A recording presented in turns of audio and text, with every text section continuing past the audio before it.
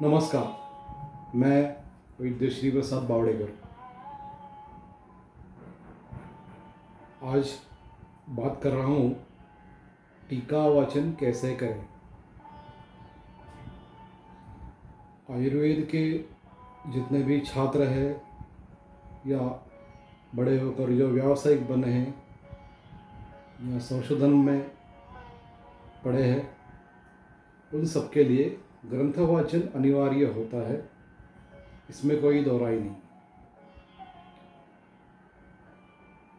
पर एक समस्या जरूर आ जाती है कि ग्रंथों का लेखन जिस काल हुआ था उस काल में तथा जिस भौगोलिक प्रदेश में हुआ था उस भौगोलिक प्रदेश में और आज के तथा व्यवहार में, जैसे मैं अक्सर बताता हूँ, आयुर्वेद की किसी भी समस्या का अगर आपको विचार करना है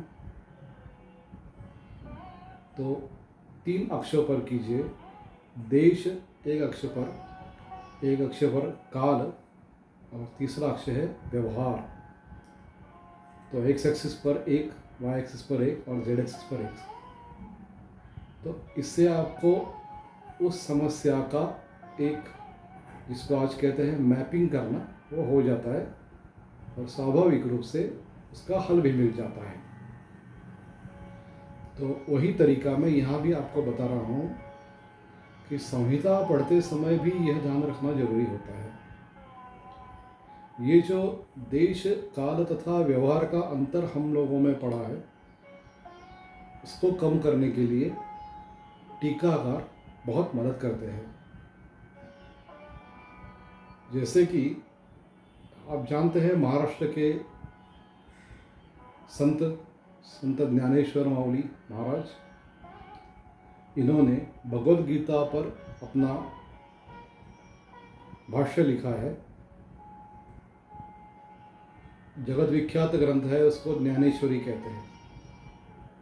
उसमें भी उन्होंने, संत ज्ञानेश्वर जी ने यही प्रतिज्ञा की है, भाष्यकारा ते वाट पुसैतु, यानी कि मैं भगवद गीता के जो कमेंटेटर है, जो टीकाकार है, जो भाष्यकार है, उनको वाट पुसैतु, यानी कि उनको पता पूछते पूछते मैं अपना ये कर रहा हूँ।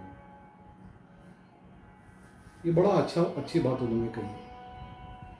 क्या होता है कि जो अंतर पड़ा है देशिक या कालिक, तो वो कमी पूरी करने के लिए एक पुल की ज़रूरत होती है और वो पुल बांधते हैं ये टीकाकार।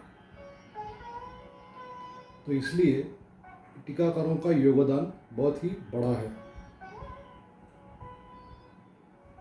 अभी आप देख ले कि घर में दादाजी या नाना जी रहते हैं और अभी कभी दूसरी तीसरी चौथी में पढ़ने वाले बच्चे भी रहते हैं।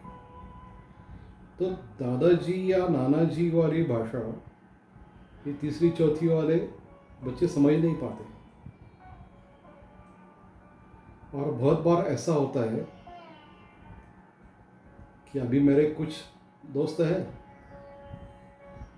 ज्येष्ठ है, मुझसे बड़े हैं, यानी कि जिनको ज्येष्ठ नागरिक कहा जा सकता है, ऐसे श्रेणी में वो आ गए हैं। तो वो जब ये इस्तेमाल करते हैं, मोबाइल हो या कंप्यूटर हो, तब उनको जो समस्या आती है वो ये तीसरी चौथी वाले वहाँ पढ़ने वाले बच्चे उनको वो समस्या सुलझा देते हैं। अलग अंतर पड़ा है, लेकिन ग्रंथ जो होता है, ग्रंथों और हमारे बीच में जो अंतर पड़ा है वो देश का भी है, काल का भी है और व्यवहार का भी है। ये सब उसका व्यवस्थापन करने के लिए हमें एक मध्यस्थ की जो हम दोनों में एक पुल बांध सके, ऐसे कुछ रचना की आवश्यकता होती है।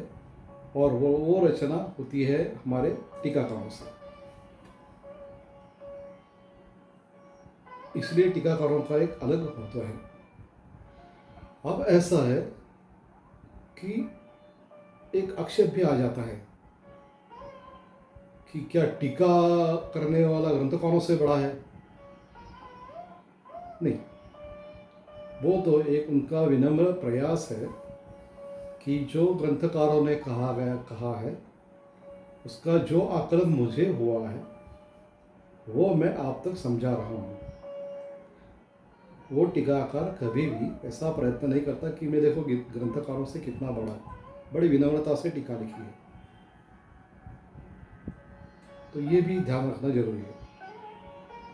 और सबसे बड़ी बात है कि हमें क्या करना है, तो हमें ये सब दृष्टिकोण समझ लेकर हमें ऐसी सोच अपनी बनानी पड़ेगी कि हम ज़्यादा से ज़्यादा ग्रंथकारों की सोच तक पहुंच सके।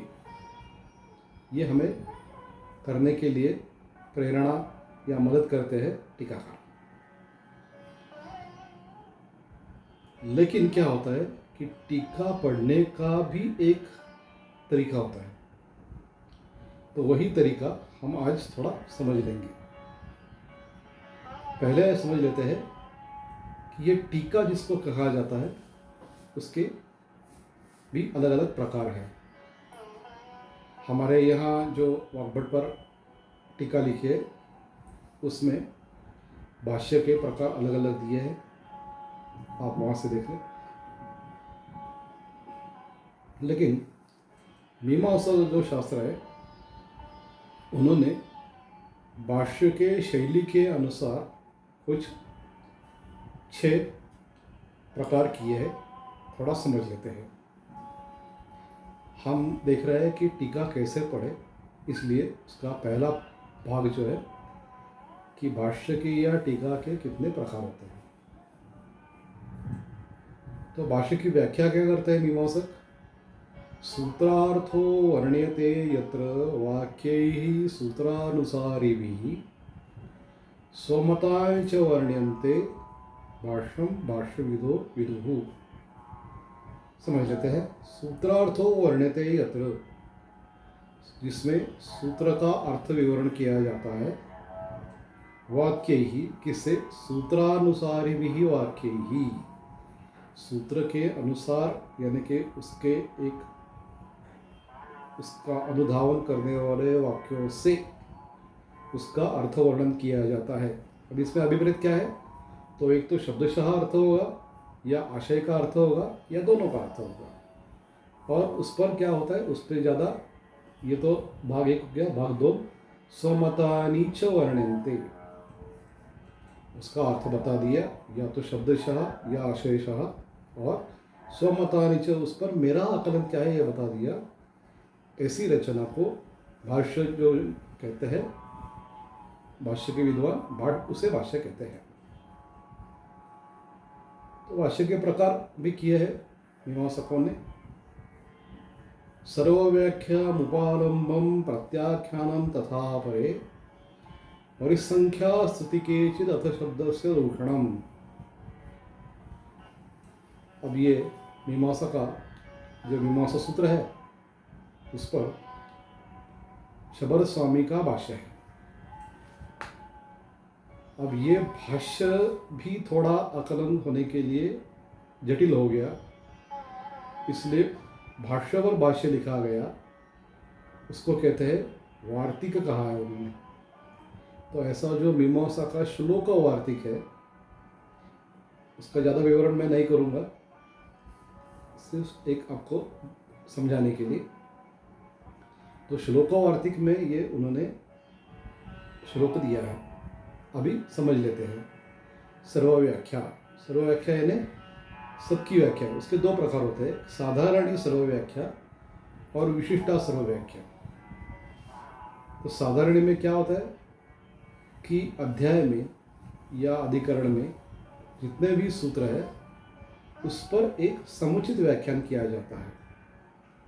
समझो अध्याय में एक विषय है तो पूरे अध्याय पर एक ही भाष्य, या अध्याय के अधिकरण में कुछ विषय है तो उसका पूरा एक ही भाष्य। इसको कहते हैं साधारणी व्याख्या, सर्वव्याख्या। और विशिष्टा सर्वव्याख्या में हर एक सूत्र की अलग अलग व्याख्या की जाती है। तो आयुर्वेद में अगर हम देखें तो साधारणी व्याख्या नहीं है बल्कि विशिष्टा व्याख्या है। ये एक प्रकार हो गया। दूसरा प्रकार यह है उपालंब। उपालंब यानी क्या होता है कि कुछ आचार्य होते हैं वो सूत्र का विग्रह ही थोड़ा अजीब कर लेते हैं। जैसे कि एक भवदासाचार्य जी है, उन्होंने अथा तो धर्म जिज्ञासा, ये मीमांसा का पहला सूत्र है। तो इसमें दो शब्द है वास्तविक रूप में, अथ और अतः। उसका संधि हो गया अथा अतः। तो ये स्वाभाविक रूप से यही होना चाहिए, पर भवदासाचार्य जी की सोच अलग है और वो कहते हैं कि अथातः ऐसा ही एक शब्द है और उसके अनुसार उन्होंने व्याख्या की है। तो ऐसा जो भाष्य उन्होंने किया है उसका उपालंब करने के लिए, यानी उसमें जो वितथ्य कहा गया है उसको प्रकाश में लाने के लिए जो भाष्य किया गया है, ऐसे भाष्य को कहते हैं उपालंब। अब उसमें कुछ और बारीकियां है, लेकिन वो हमें अभी ज़रूरत नहीं। जिनको मीमांसा सीखनी है वो जरूर सीखें। जैसे कि हमारे एक गुरुजी थे, वर्ग में पढ़ाते समय उन्होंने कहा कि स्वभाव परम, इसका मतलब परम ऐसा स्वभाव। तो उसका अगर उस समय मैंने भी प्रतिवाद किया था, तो ऐसा जो प्रतिवाद किया जाता है कि ये जो आप कह रहे हैं वास्तविक नहीं है, इसको कहते हैं उपालंब भाष्य। ये दो प्रकार हुए। तीसरा भाष्य प्रकार है उसको कहते हैं प्रत्याख्यान। और प्रत्याख्यान में क्या करते हैं कि सूत्रों पर भाष्य नहीं करते, बल्कि जो प्रतिपाद्य विषय है उन सूत्रों में उस पर भाष्य करते हैं। यानी कि कभी कभी क्या होता है कि सूत्रों का अर्थ स्पष्ट होता है तो उस पर भाष्य करने की जरूरत नहीं है। तो कभी कभी आयुर्वेद टीकाकार कहते हैं इति स्पष्टम शेषम सुगमम, ऐसे करते हैं, उस पर भाष्य नहीं करते। जैसे कि आप देखें चरक सूत्र स्थान में मात्रा शीतीय अध्याय है, उसमें स्वस्थ रुत्तर आहार, आहार की मात्रा इस पर विवेचन किया है। अंजन, धूमपान, दंत धावन इत्यादियों पर विवेचन किया। और अध्याय के अंतिम भाग में कहते हैं तत्र श्लोकः, ऐसा कह के पूरे अध्याय का एक निचोड़ सार देते हैं। तो अभी मात्रा द्रव्याणी से लेकर पंचमो अध्याय समाप्त। इत पर यहाँ तक कि जो श्लोक के भाष्य है वहाँ पे चरक सूत्र अध्याय 5 105 से लेकर 111 तक। तो श्लोकों के उसका जो भाष्य किया है चक्रपाणी जी ने, सूत्रों का अर्थ स्पष्ट नहीं किया है, प्रतिपाद्य जो विषय है उस पर भाष्य किया है। और सूत्रों का विषय स्पष्ट है तो शेषम सुगमम ऐसा कह दिया है। तो ये हो गया, ये जो अभी तीसरा भाग हो गया। तो चौथा है परिसंख्या। परिसंख्या ये आप देख सकते हैं, ये मीमांसकों का एक विशेष पारिभाषिक शब्द है। यानी कि जब दो साधन उपलब्ध होते हैं और दोनों का एक बल भी समान होता है, तो उसमें व्यवच्छेद करने के लिए, और व्यवच्छेद कैसा करते हैं कि इसको बाजू करते हैं और इसका चयन करते हैं, ऐसी जो रचना होती है उसको कहते हैं परिसंख्या, यानी कि अलग करना। जैसे समझो कोई रईस होता है, उसके पास 2 या 3 या 4 अपनी अपनी कार होती है। तो सुबह जब अपने बंगले के बाहर निकलता है तो चारों कार तैयार रहती है। तो वो कहता है कि आज इस कार से जाएंगे, और उसके पहले करता है ये 3 नहीं चाहिए, ये चाहिए। तो ये 3 कार नहीं चाहिए जो कहना है उसको कहते हैं परिसंख्या। जैसे कि मांसो सद्योत शुद्धम वयस्तंच भजेत, चरक अष्टांग हृदय सूत्र स्थान 6वें अध्याय में कहा है। अभी उसको कौन सा प्रकार का मांस सेवन करे ये तो कहा गया है, उसके आगे कहा है कि कौन सा ना ले। अब हेमाद्री जो टीकाकार है अष्टांग हृदय का वो है मीमांसक, तो वो उस सूत्र पर परिसंख्या प्रकार का भाष्य करता है। क्या कहता है वो? तो वो कहता है कि सद्योवत शुद्ध इत्यादि गुणों के व्यतिरिक्त मांस जो होता है वो खाए नहीं, और जो खाने के लायक है उसमें भी अगर आपको फ्रेश मांस मिला है सद्योहत, अगर उसको उस हनन का हेतु आपको मालूम नहीं है, ये जो अपने आप मरा है या विषारी शस्त्र से मरा है या कैसे मरा है, ये आपको सद्योहत का कारण मालूम नहीं है, तो ये मांस ना खाए। जैसे कि रास्ते में आपको चलते चलते कोई एक शशक मिल गया मरा हुआ है, तो वो ना खाए, क्योंकि आपको उसके मृत्यु का कारण पता नहीं है। तो ये जो परिसंख्यान किया है, मैंने कौन सा खाए कह दिया, लेकिन खाने के पहले क्या बता दिया, इस प्रकार का ना खाए, ये वर्ज करके बाकी खाए। मीमांसा में पंच पंच नखा भक्षाः, ऐसा इसका उदाहरण है। यानी कि क्या कि मांस अगर खाना है तो जो पाँच नख वाले प्राणी है उनका ही खाए। पंच नख भक्षाः, 5 नख वाले 5 ही प्राणी खाए। यानी कि 5 नखों वाले तो 100 प्राणी हो सकते हैं, लेकिन ये 5 ही खाए। यानी कि बाकी जो 100 है उसमें से 95 का उन्होंने परिसंख्यान कर दिया। तो ये हो गया चौथा। अब ये 5वां है स्तुति। स्तुति यानी स्तुति पर भाष्य।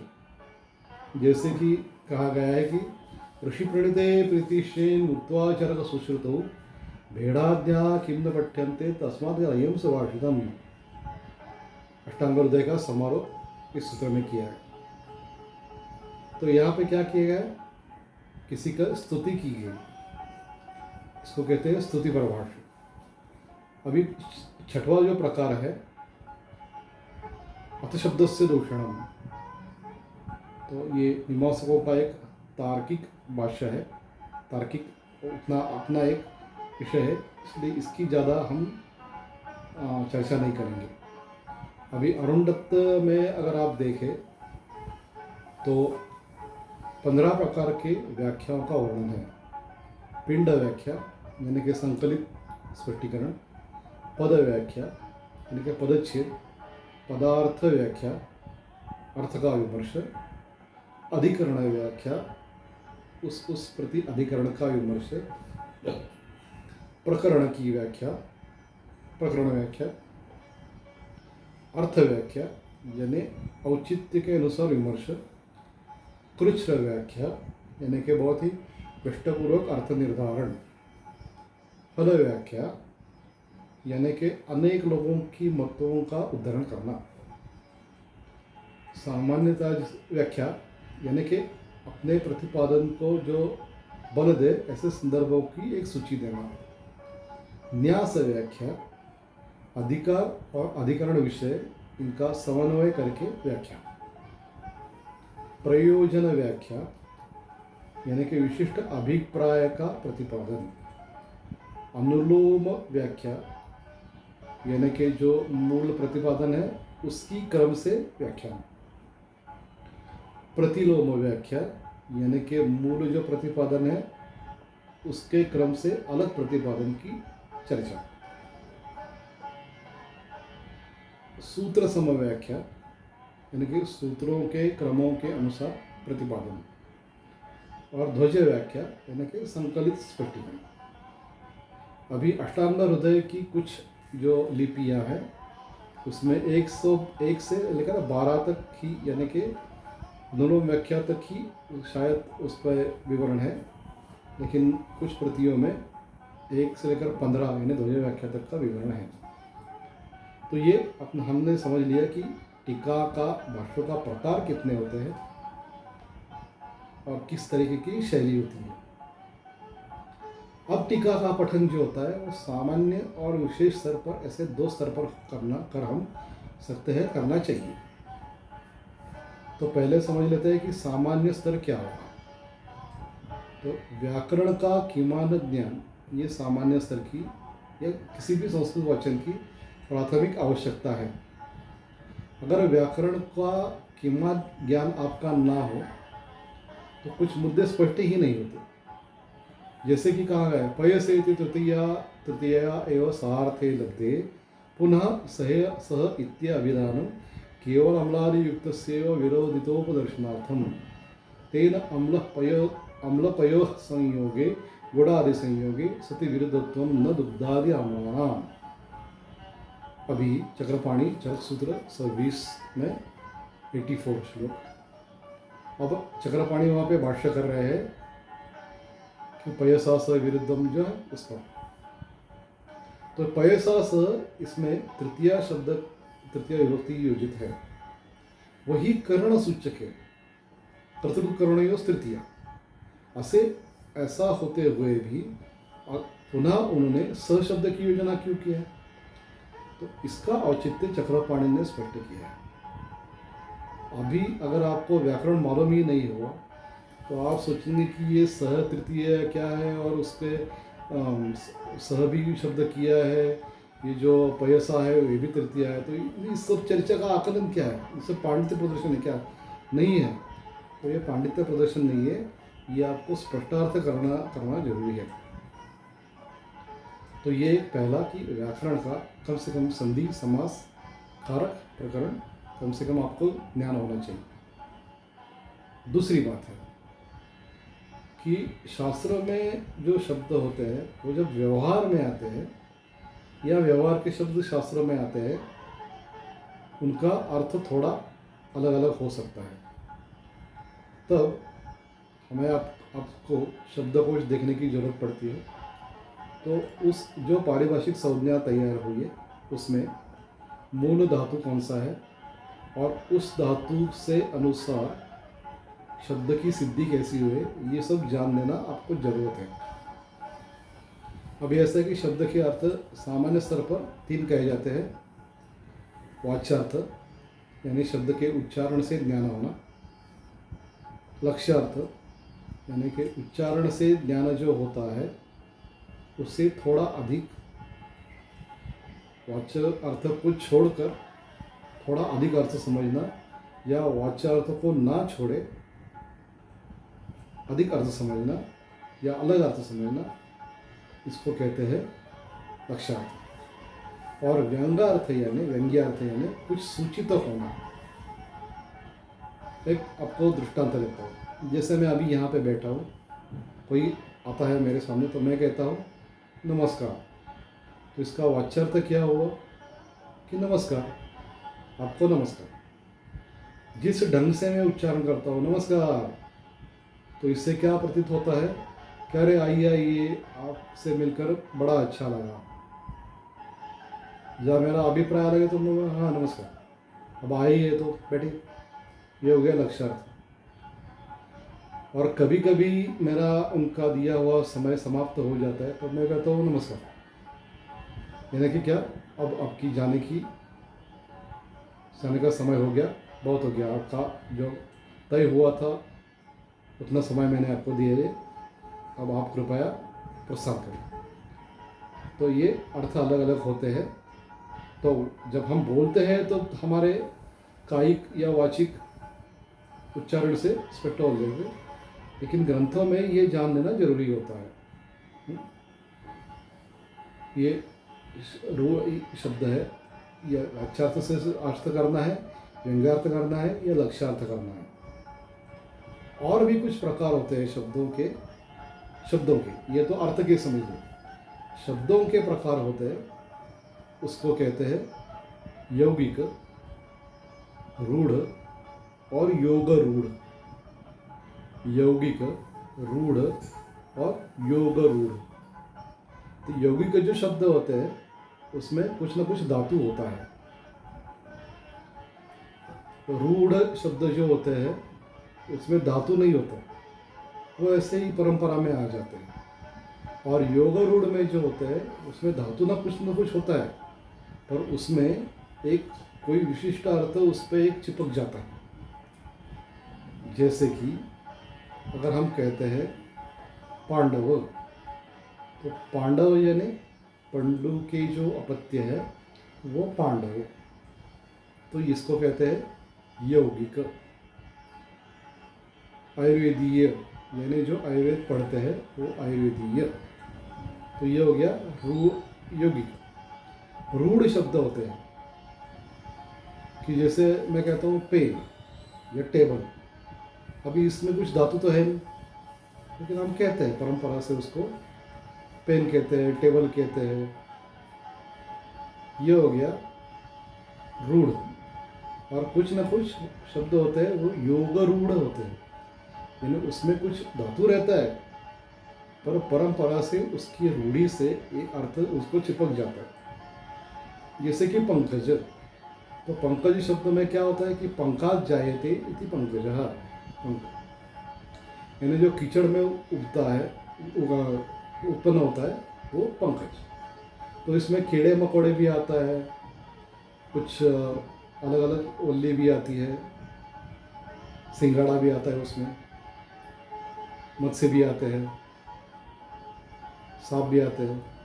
लेकिन जब हम पंकज कहते हैं तो हमारे सामने एक शब्द का अर्थ चिपक गया है कि पंकज यानी कमल। तो ये हो गया योगरू। ये तो हमें अर्थ के 3 प्रकार और शब्द के 3 प्रकार, ये सामान्य है, उसमें भी अनेक बारी किया है, लेकिन वो इतना ज़रूरत नहीं, किमान सामान्य में बता रहा हूँ। और इसके लिए ये जान लेना जरूरी है। दूसरा भी है, अगर आपको कोई शब्द की समस्या आ जाती है तो यहाँ पे अंग्रेजी में थेसॉरस कहते हैं, ऐसे संस्कृत में अमरकोश है, तो संस्कृत इंग्लिश कोश है, संस्कृत गिरवाण लघु कोश है, वामन शिवराव आप्टे जी का कोश है, मोनियर विलियम्स का कोश है। ये थोड़ा आप अपने सामने रखें, और ये वेब पर अवेलेबल है, आपको ज़्यादा यहाँ भागदौड़ करने की ज़रूरत नहीं। तो इसके कारण आपको उस शब्द के अलग अलग छटाएँ मिल जाती है, और उसमें से आयुर्वेद के लिए पर्याप्त फंसी है, ये आप उनसे चुन सकते हैं।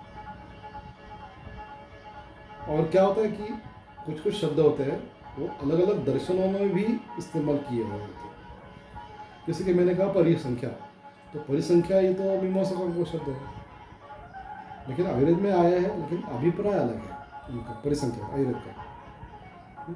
तो इसलिए मूल क्या है, जैसे कि सम्मूर्छना, इस पर मेरा यूट्यूब पर अलग व्याख्यान भी है छोटा सा। ये सम्मूर्छना क्या है, तो सम्मूर्छना की नैयायिकों की परिभाषा अलग है और हमने जो किया है वो अलग है।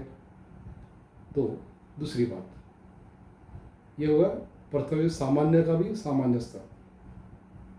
इसके आगे जब चलते हैं तब थोड़ा जान लेते हैं कि जब हम टीका पठन करते हैं तब पहले टीकाकारों का देश और टीकाकारों का काल, इसकी थोड़ी जानकारी रखना जरूरी है। क्यों? क्योंकि टीकाकारों ने जो टीका की है वो ऐसे ही नहीं की है कि चलो मुझे कुछ काम धंधा नहीं है तो मैं टीका लिख लेता हूँ, ऐसे नहीं है। उन्होंने कहा है जनानाम अनुजिगुरुक्षया, जनानाम अनुजिगुरुक्षया, या गुरुजी ने आज्ञा की इसलिए, तो इसलिए टीका कर रहे हैं। तो इसलिए पहले क्या करना चाहिए कि उनका देश और काल समझ लेना चाहिए। और तीसरी बात जो है कि उनकी पार्श्वभूमि भी समझ लेनी चाहिए। जैसे कि आप देख लो कि क्यों करना चाहिए, देख लेता हूँ।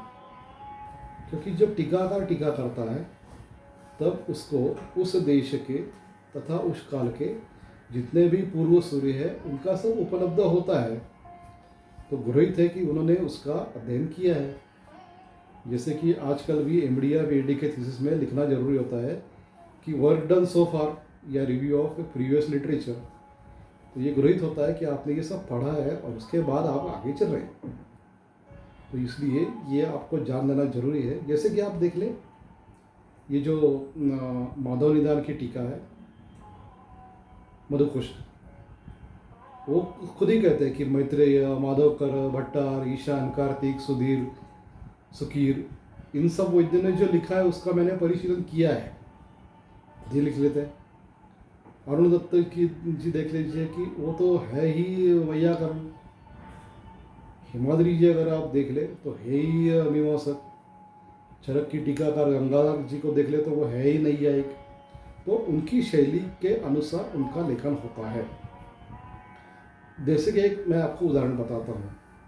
अष्टांग हृदय सूत्रस्थान अध्याय 6वां 5वां श्लोक, महास्तमनु कलमस्तम चाप्यनु ततः परे।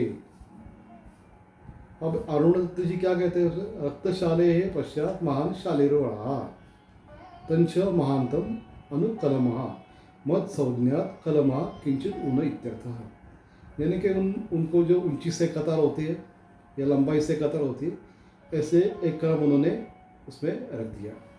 लेकिन हेमाद्री जो है वो एक पूर्व पक्ष रखते हैं। क्या रखते हैं? उन्होंने कहा है कि रक्तशाले हीरो महान तम चाप्यनो नमो कलमो महतो हीन गुणा ननु रक्तशाल्यादीनां यथोत्तर अपकर्षम उच्यते स च पाठक्रमम अपेक्षते स तु प्रतितंत्रम विद्यते। अभी देखो ये क्या हो गया। और उसके बाद वो पुढे आगे कहते हैं तस्मात् गोत्र क्रम उच्यते वगैरह वगैरह। ये मुँह से देख ले आप तो अच्छा होगा। अभी ये पाठक्रम जो कहा है ये मीमांसकों की एक अपनी अलग शैली है। अभी इन्होंने कहा है कि ये सिर्फ हीन गुण कम होते जाते ऐसे नहीं है, उसमें भी पाठक्रम अपेक्षित है। इसकी अधिक ज़्यादा विवरण करने के, क्योंकि आपको मीमांसा को नहीं सिखानी मुझे, लेकिन ये पाठक्रम की चर्चा उन्होंने ही उपस्थित की। तो इसलिए और एक वो भी कहते हैं, क्योंकि मीमांसक है, मीमांसकों का एक गृहीत पक्ष होता है कि वेद वाक्यों में संदिग्धता नहीं है। इसलिए ये वाग्भट का जो सूत्र है उस पर हेमाद्री जो भाष्य करते हैं वो कहते हैं कि ये जो पूर्व पक्ष उन्होंने रख दिया, और पूर्व पक्ष रख देने के बाद भी कहते हैं कि पाठक्रम अपेक्षते, ऐसा पूर्व पक्ष हो जाता है लेकिन पाठक्रम की गुंजाइश नहीं है। ये जो है ये चरक और सुश्रुत में परस्पर विरोध नहीं है, ये बताने का कार्य हेमाद्री जो है मीमांसक करते हैं। और शारंगधर जी की भाई एक आप देख लीजिए, एक टीकाकार है शारंगधर जी, वो मीमांसक है। तो वही प्रश्न उपस्थित करते हैं कि भाई आपने गुरुची तो तिक्त स्कंद में भी बता दी और मधुर स्कंद में भी बता दी, तो ये आपकी गड़बड़ हो गई। तो ये प्रश्न टीकाकारी खुद उपस्थित करते हैं और कहते हैं कि तिक्त स्कंद में गुरुची जो है वहाँ पे कांड अभिप्रेत है, और मधुर स्कंद की जो गुरुची है उसमें उसके पत्र अभिप्रेत है। तो मीमांसकों की एक शैली होती है कि वो पूर्व सूर्यों ने जो कहा है उसमें कुछ संदिग्धता नहीं है, एक वाक्यता है, ये कहना उसका उनका उनकी एक शैली होती है अपने मीमांसकों की। तो ये एक सामान्य स्तर का अध्ययन हो गया। क्या करें, हमारे गुरुजी थे कोलटकर जी, वो उन्होंने हम सब से कहा था कि पुस्तकों में हर एक पन्ने के बाद एक रफ पेज डाल दीजिए, और वो खुद उस पर लिख लेते थे जो अलग पन्ना है उसमें। तो हमारी जो अलग संहिता है वो उसमें हमने पूरी अलग अलग कर दी, अलग अलग स्थान और अलग अलग बाइंड कर ली।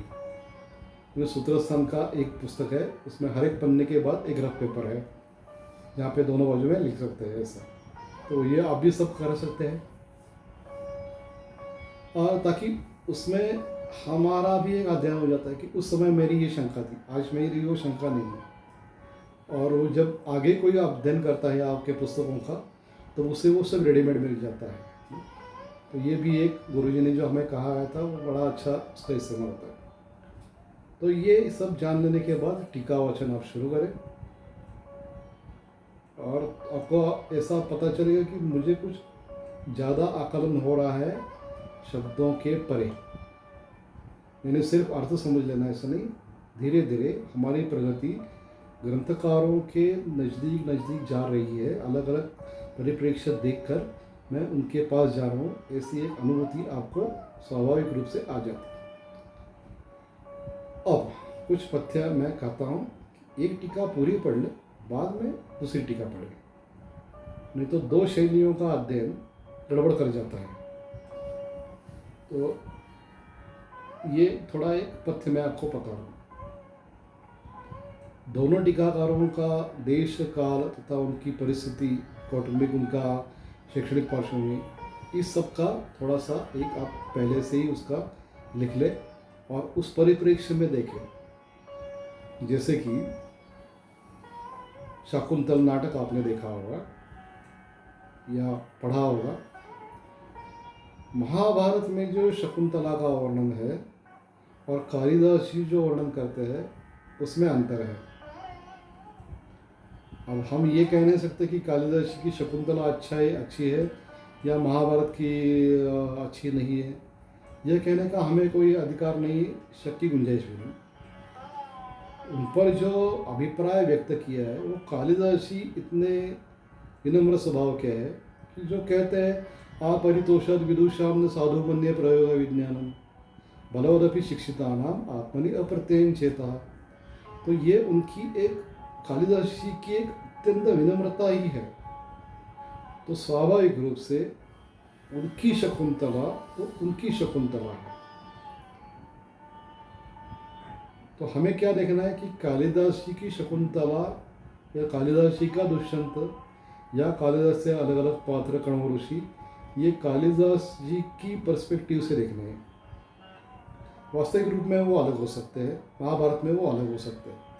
तो महाभारत जब पढ़ना है तब अलग तरीके से देखें। ऐसा भी होता है ना कि आपने हमारे परमादरणीय शिवाजी महाराज पे राजा शिव छत्रपति भी वर्णन है और श्रीमान योगी रणजीत देसाई जी उनका भी विवरण है, लेकिन वो अलग अलग है, उनका परिप्रेक्ष्य अलग अलग है, समझ ले।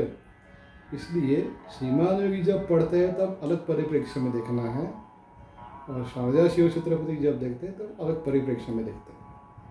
ठीक है, तो ये अलग अलग आपको ध्यान करना चाहिए। ये एक बात।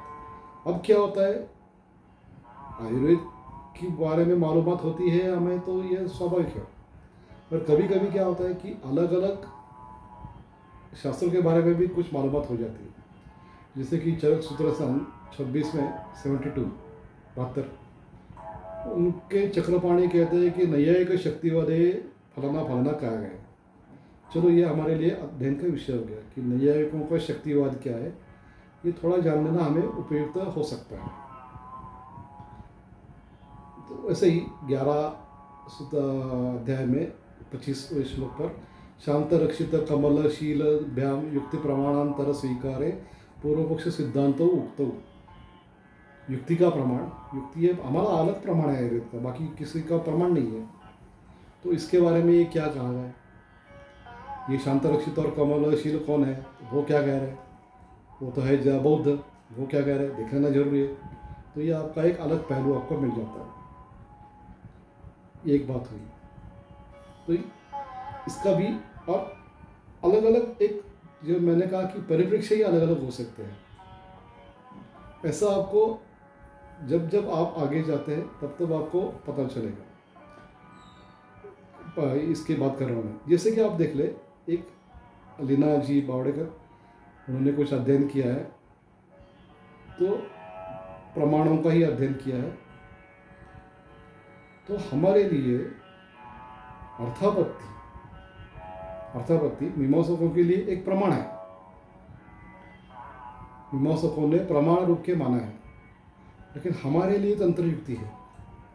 तो इसमें क्या अंतर है, मीमांसकों के लिए वो प्रमाण होना और आयुर्वेद के लोगों के लिए वो तंत्र युक्ति होना, इसमें क्या अंतर है, इसका विवरण लीना जी ने किया है उनके लेखन में, जरूर देख लें आप। तो ये सामान्य अध्ययन हो गया। विशेष अध्ययन यानी क्या करना कि टीकाओं का तौलनिक अध्ययन करना। कि दो या अधिक टीकाकार एक ही विषय पर कैसी बातें करते हैं। तो हमारे जो मित्र हैं अभिजीत सराफ जी, उन्होंने ऐसा उनके पीएचडी के इसमें किया है। तो इसके लिए भी ज़रूरी होता है कि सिर्फ साधर्म्य वैधर्म्य इसको तौलनिक अध्ययन नहीं करते कि इसके ये कहा है, इसने ये कहा है, इसने ये कहा है, इसने उसकी कारण भी मीमांसा देना। ये दोनों ने समान कहा है, इसका कारण ये है, इसमें वैधर्म्य है, इसका कारण ये है, इसको तुलना कहते हैं या मैं कहता हूँ। इस पर अलग से बात हो सकती है कि अब वैधर्म्य क्यों आता है, इसका विवरण करना, और उस साधर्म्य या वैधर्म्य से श्लोकों के आकलन में, अधिकरण के आकलन में, अध्यायों के आकलन में क्या फर्क पड़ता है, ऐसे ही सब विवरण करना, इसको कहते हैं तौलनीय अध्ययन। ये विशेष अध्ययन का एक भाग होगा कि तौलनिक टीकावचन का अध्ययन। अब दूसरी भी एडवांस थोड़ी सी कह सकते हैं, ऐसी एक बात है कि पाठ निश्चिति का कुछ आकलन उसमें हो सकता है। जैसे कि क्या होता है कि जो अपने पास प्रिंटेड मटेरियल है, उन्होंने जिस हस्तलिखित का आधार लिया है उसमें भी शायद गड़बड़ हो सकती है। मैं एक उदाहरण बताता हूँ। चरक अर्श श्लोक 177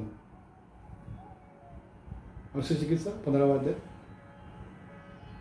उसमें